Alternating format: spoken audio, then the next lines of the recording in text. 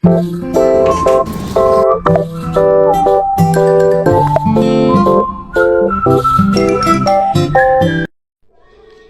guys, maayong hapon sa atong tanan.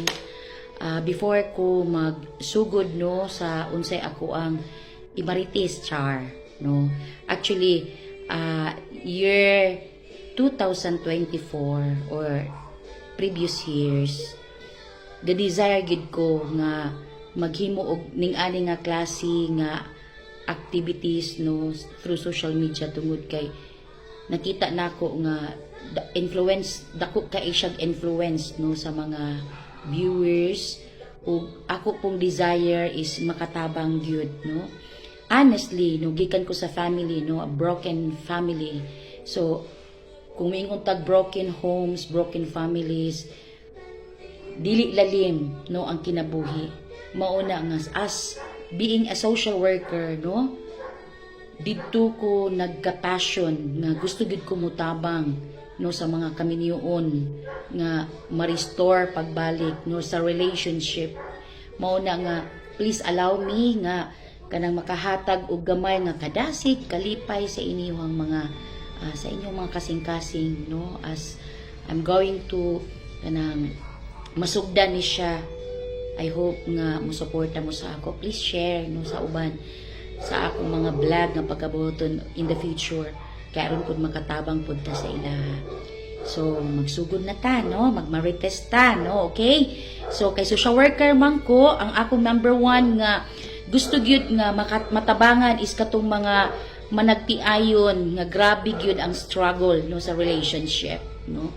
Adunay nalang ko'y pipila ka mga kanang kamatuoran or truth nga ako i-share sa inyo ha no. One is ang kaminyoon is gidesign gyud na sa Ginoo no, mga kaigsuonan, gidesign gyud na sa Ginoo. Even in the Old Testament in Genesis, makita gyud na nato nga si Adan og si Eve no naa sa Garden of Eden. Makita nimo nga duha gyud kabuok ang gibuhat no sa Ginoo no, ang iyang first nga kanang gibuhat si Adan og si Eva. So makita na nato nga si Lord gyud ang ga-design gyud sa relationship as a couple. So ikaduha, ang saybot ipasabot anak kung si Lord ang nag-design. So in the Old Testament nakita nato nga ang journey ni Adan ug ni Eve is dili gyud lalim. Grabe ang ilang pagsulay nga ilang naagian. So I most of you siguro please no, basahan ninyo ang Genesis, makita nato didto nga sa kinabuhi ni Adan ug ni Eve no, na ay mga pagsulay nga niabot sa ilahang kinabuhi. So, to make the story short, sa ato karon sa new generation, sa ato nga generation, makita na nato nga the number 1 enemy no sa kaminyoon or sa relationship is kinsa man ang yawa. So unsa may trabaho sa yawa? Same sa unsa iyang gibuhat kang Adan ug Eve, same paghapon sa atoa. So ang iyahang trabaho is to steal, to kill, and to destroy. So mao gyud na ang iyang trabaho. So klaro kaayo nga katong mga naa sa kaminyoon, please, presence of mind, no nga inyo yung mabutang sa inyong kasing-kasing nga dili lalim ang kinabuhi nga minyo. Ang yawa di nato makita mga kaigsuonan, pero makita nato ang result, no, ang resulta sa iyang pagka-devil.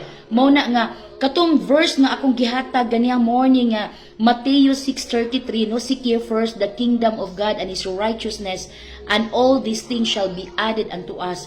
Mo to isa sa mga secret no ingredients nga ato ang isubmitar ang ato ang relationship di sa Dios tungod kay nakabaluta nga kung kita naningkamot ta nga naay peace, naay love, naay joy. Pero ang yawa gusto gyud niyang dauton no ang relasyon sa mga managtiayon. Mao na nga walay laing makabatok sa yawa kundi ang Ginoo ra gyud, si Ginoong Hesus ra gyud. Mao na nga makita nato nga mas grabe ka strong ang relationship ato mga managtiayon nga nisulod gyud og simbahan, nangalagad gyud og Ginoo. Kabalo mo ampo. Oo.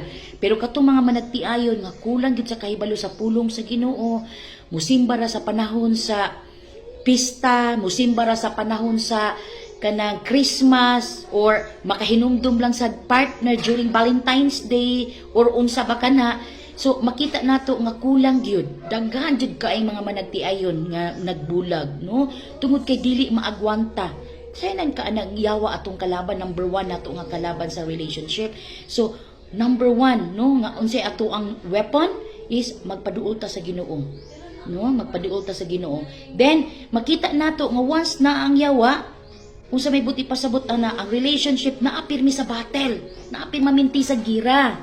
So unsa ni mingong tagira, kinahanglan nga once musulod ka sa relationship, dapat ready. Pero kadaghanan sa atuan isulod sa relationship dili gyud ready, dili gyud andam physically, bata pa kaayo, emotionally, psychologically and spiritually. Wala gani isa ka book memory verse, dili gay kadumdum og simbahan.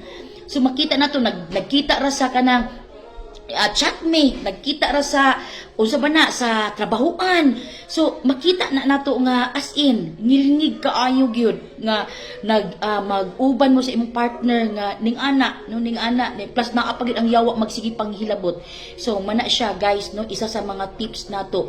If you're struggling karon, i-identify nimo kung unsa na siya nga klase nga problema, demonic attack ba siya or naapay testing. So ang battle nga giingon nako dinhi is it might be demonic attack or it might be testing sa imong faith di sa Ginoo or kanang journey nga pagsulay sa kinabuhi. Di gyud na nato siya kana gani, wala, no one is excuse, no, tanan gyud ta makaagi ana. So unsay buot ipasabot nako, kung tanan man ta makaagi ana, kung ang uban nalahutay man, ang uban nahimo mang successful sa ilang relationship as a couple, as a family, subot ipasabot nga kita pod, no, kita karon nga nag-struggle, please have faith nga ma-restore nimo imuhang mabalik ang naguba nga relationship as married or as a couple. Tungod kay kamo mga managtiayon, no, the husband and wife, kamo ang gisagunan sa Ginoo sa inyong pamilya. So one day the Lord will question you, no, i-question ta sa Ginoo. Ang Ginoo kana ganing kanang pangutan-ong ta sa Ginoo kung giunsa nato pag-atiman atong family, ato ng legacy, no. I hope nga nasabtan nimo unsay buot ipasabot nako. So kumingong tag battle, dili lalim, dapat na atay weapon nga gamiton. Dili basta-basta nga musuong ta sa kaminyoon nga kulang tag kargada. Gikinahanglan gyud ang tabang sa Ginoo, tibay ng loob.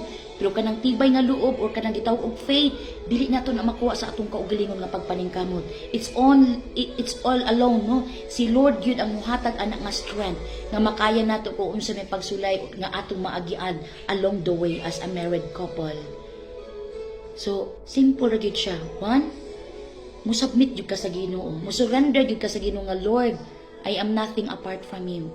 Labi na sa mga asawa, kay kita magyud ang number one nga kanang victim, kita gyud ang number one nga kung naay problema sa pamilya, no, ang asawa gyud pimaminti ang lugi, pimaminti gyud ang lugi. Muna nga we have to stand up, no, in our kanang mo stand firm gyud ta nga dili gyud nato kanang tugutan nga ang yawa mo guba sa atong pamilya. Kung nag-struggle man ka sa imong bana or ang imong bana ga-struggle sa imo, ha, matagusan naman kay mga struggle, stand firm, no, believe it, no, nga dili sa imong kaugalingon nga kusog nimo, kun dili pinaagi sa tabang sa Ginoo, no, ma-overcome nimo ang unsa man nga mga pagsulay nga imong maagyan along the way.